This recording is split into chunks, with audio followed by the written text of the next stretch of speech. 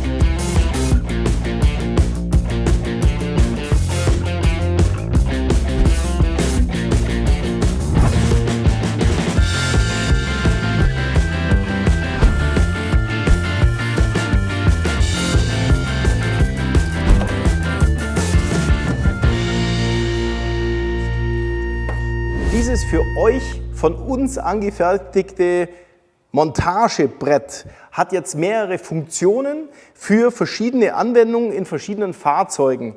In unseren Boxmoor-Einbauten hatten wir genau diese Varianten bisher vorliegen. Das heißt, eigentlich ist jetzt die Endstufe hier drauf so zu montieren.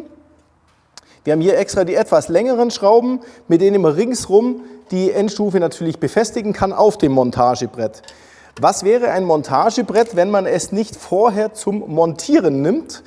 Wir können jetzt dieses Montagebrett natürlich einmal so schräg hier reinmachen, deswegen haben wir jetzt auch hier diese Schräge drin, um in die Reserveradmulde an einen geeigneten Platz die Endstufe so tief wie möglich zu fahren, und deswegen ist diese Schräge hier auch gleich weg. Und jetzt hier die Endstufe wieder zu montieren.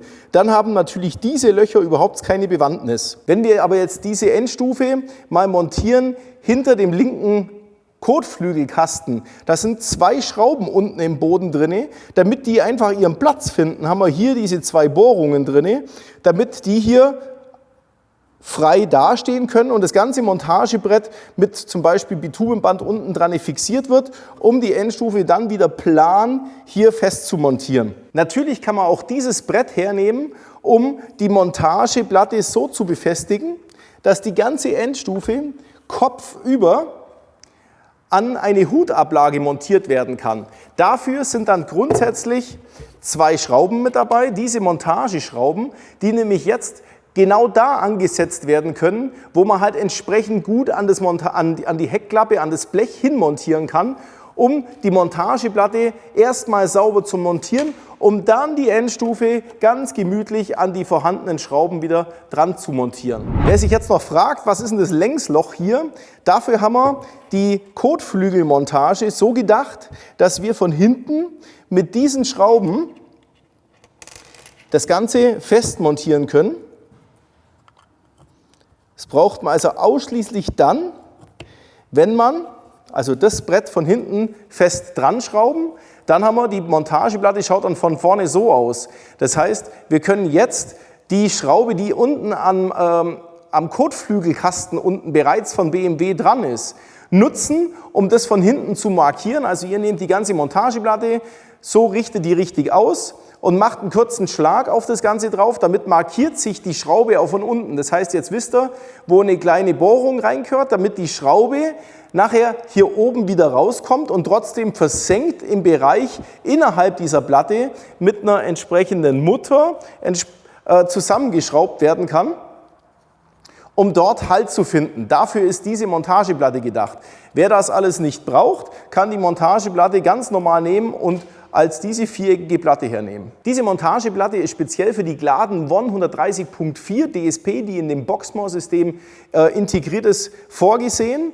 Und für diese Fahrzeuge, die wir bereits gemacht haben, wenn du diese Montageplatte nimmst und doch noch abändern musst, weil irgendwo noch was ausgeschnitten werden muss oder ergänzt werden muss, weil das in einem anderen Fahrzeug montiert wird, wäre super, wenn du uns kurz Bescheid geben könntest, dann können wir versuchen, diese universelle Montageplatte mit den entsprechenden Skills zu erweitern. So, das war's zu dieser Montageplatte. Ich bedanke mich fürs Zuschauen und freue uns natürlich immer über einen Daumen hoch bei YouTube. Euer Olli.